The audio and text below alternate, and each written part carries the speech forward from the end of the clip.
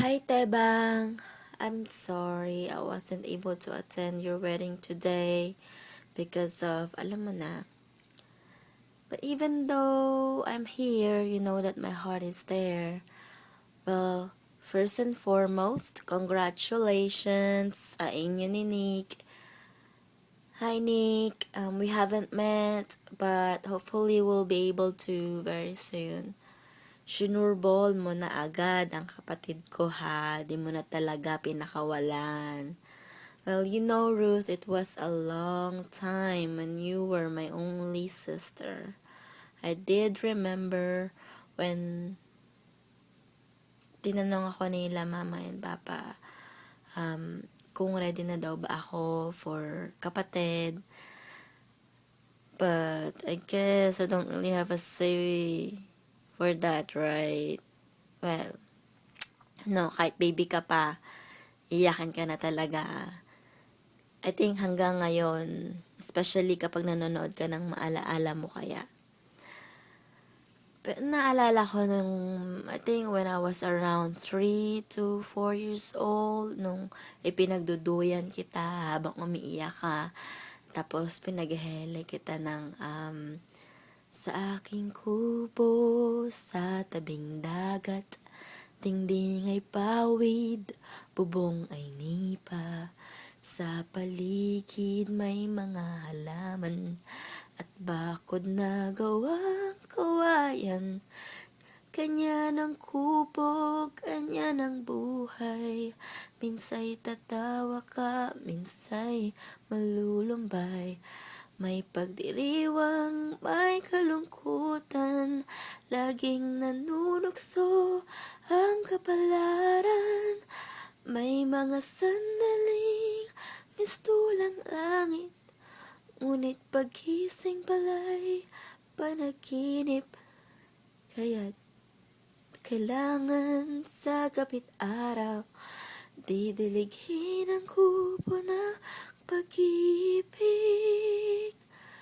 Kubong kailan may di ko'y pagpapalit sa isang palasyong walang pag-ibig. Well, utal-utal pa ako niyan for sure nung ikinakanta ko yan sa'yo. And I'm glad I'm not recording this video-wise because you're not gonna be see me, teary-eyed and crying here. Well, you know, while you were growing up, magkaiba tayo ng ugali. May pagkamatigas ang ulo mo, yet you were very protective of your own. Our lives growing up was not an easy road, but I'm glad that I made the journey with you. Oh, you were very brave and outspoken.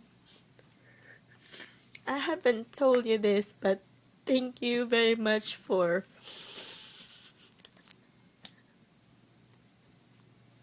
you were my number one cheerleader and you were my number one fan. And you know, you were right na hindi ka namin matitiis. I hope you always knew that I've been one of your number one protector and been your number one supporter.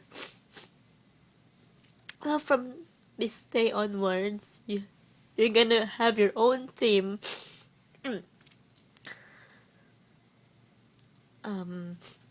You'll be the leader of your own family's fan base, and your husband is going to be your supporter and protector now. I cannot believe that my baby sister is now a grown woman, and it hasn't sunk in yet, but it will.